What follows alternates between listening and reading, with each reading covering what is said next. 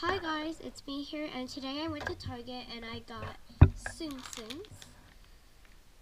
I got a 3-pack that comes with Winnie the Pooh, Donald, and Dumbo, and I also got blind bag, and you can get Minnie, Winnie the Pooh, Lucky, Chester Cat, Dumbo,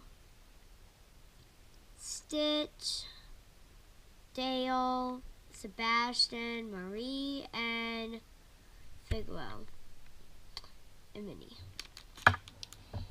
From the blind bag, I really want Lucky because I like Dalmatians. They're really cute.